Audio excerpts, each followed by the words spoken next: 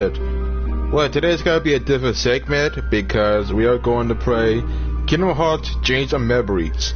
It was originally developed for the Game Boy, and now it was remastered for the PS3, PS2, and PS4. So let's play this game on Pro mode because we have to assume that this game is usually different, and we might get a secret ending. Now, if you know me, I tend to play this game on high difficulty because I'm playing a huge wuss, and it's time to change the pace for a bit.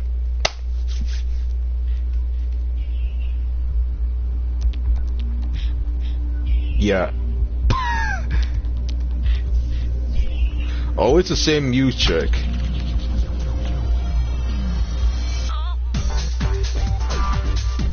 I never understand what makes Super Cream so memorable. I mean, this game. Now, here's the thing you need to understand. Now, before this game was made, this game takes place after Kingdom Hearts 1.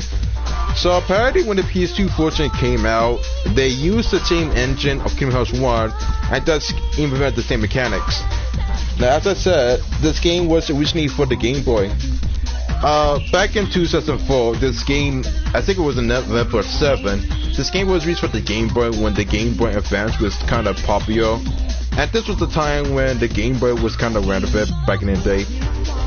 So, the fact it was the same concept, but made in 3D, that's what makes the game so critical. Now, what makes Chains of Memories on the Game Boy so new is that it was a action RPG on the go. And because the Game Boy has limited memory to some degree, Square Enix, which is Squaresoft back then, but Square Enix needed to added some limitations to it. And then when the PS2 was kind of relevant, they started to add the Wii. Now, in some cases, it was only exclusive in Japan. And yes, I will admit that I didn't really beat Kingdom Hearts 1 yet. I didn't saw me being the final boss, but that was because 1, internet connection and shit, and 2, the boss fight was kind of a pain in the ass, and there was so many phases to some degree that I didn't really see the whole point. And there were some times where you need to beat level 99 and play with Ultimate Weapon.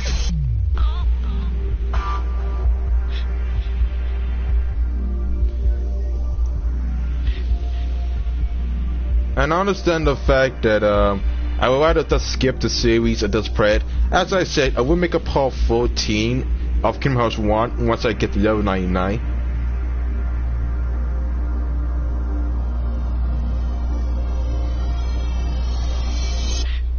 So yeah, maybe I didn't beat the game, but at least I make some progress. And now I'm into Chains of Memories. So what's funny about Chains of Memories is that I used to play a ROM hack. Here's the thing about Chains of Memories. I did play the game, but I couldn't get to the final boss because I was stuck at Riku or Castle Oblivion. So I did play Chains of Memories on the iPhone because I used to have an iPod Touch, a Gen 3 iPhone that was maybe outdated. That was from 2005, and the iPhone that I used to have back in 2007 was jailbreak. It was jailbroken, so I thought this game based on emulator. So right now, what you have to understand about it is that I did play Chains of Memories, but I didn't really beat the game. Along the road ahead lies something you need.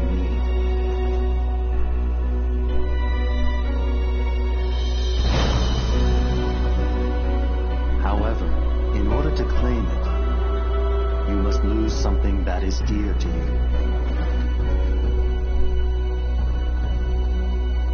And this is when the game. Now this was the first time we get introduced to Naminé.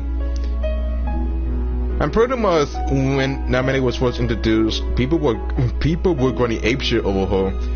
Now I know this is a Square Enix game, but even then, and the strange part about it is that this game takes place during 358 and 2 days.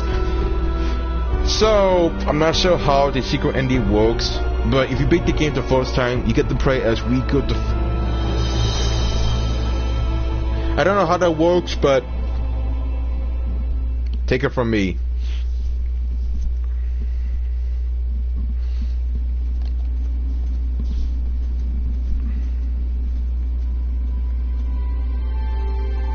Yeah.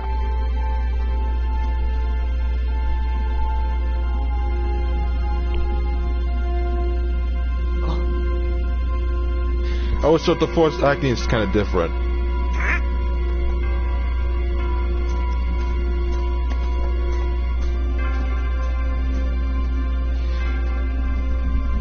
I don't know too much about the game entirety, so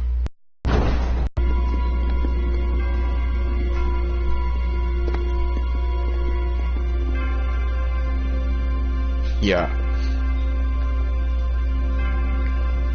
Hey, you think it's okay to barge in? Yeah, it's so for the sequel. The king? King Mickey's here?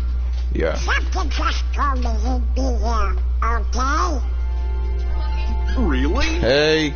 Because now that you mention it, I was kind of thinking the decent. same thing. Seriously? Me too. One look at this castle, and I just knew. Our very best friends. They're here. Okay. Yeah, that was my cousin. Minds think alike. He just came back from It can't be just a business meeting, so coincidence. Oh no, Timothy. You don't mean that. Yep, I had it too. I had the exact same I wouldn't even know what's the whole point. Gorge, maybe it's contagious. No, something's screwy. We gotta go Yeah. take a look. All right, Where are you going? that way, to the door. Are you scared? Don't be ridiculous. Come on, let's go, The Doogie. lip syncing is also kind of Hey, weird. fellas, should we Sometimes shut it's the usually door not really behind match us what it before we says, go? but Sora!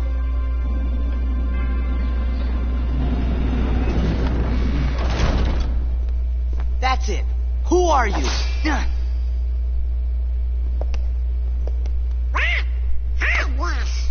Oh, yeah? Yeah. That was some magic. Thunder. Come on. Thunder.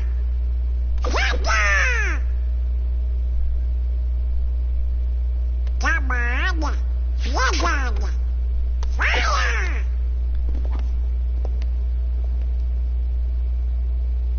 Why isn't it working?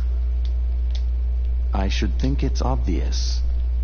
The moment you set foot in this castle, you forgot every spell and every ability you ever knew. In this place, to find is to lose, and to lose is to find. That is the way in Castle Oblivion. Castle Oblivion?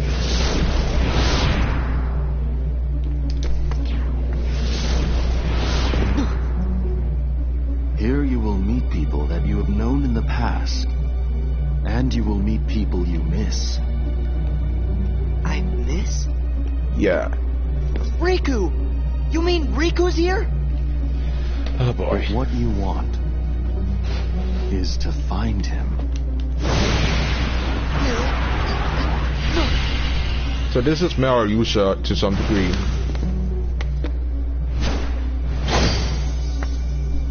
Huh?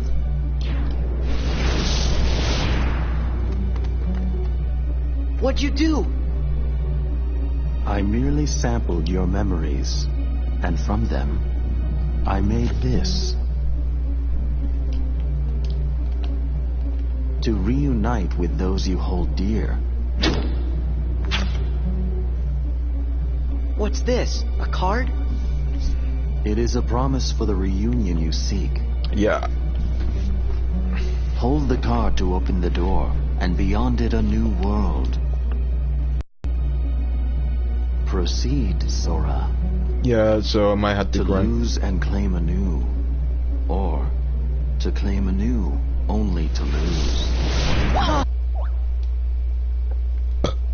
Come on. Let's go.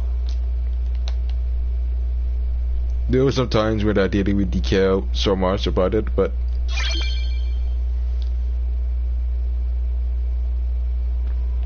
now as I mentioned about the card system, I think I remember they really used a card system even back in the day.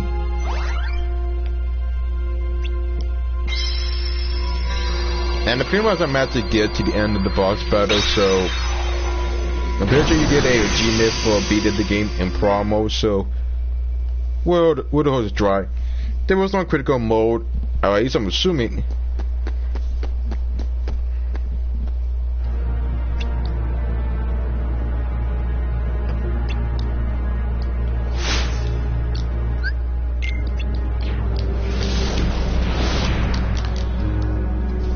And now we have the PS2 version because it wasn't really available in the West.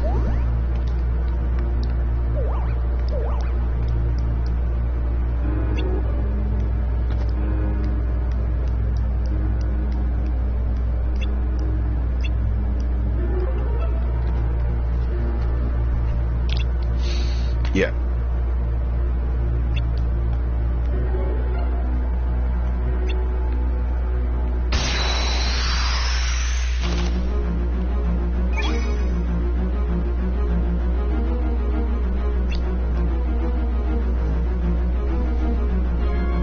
So here's the thing about the card system.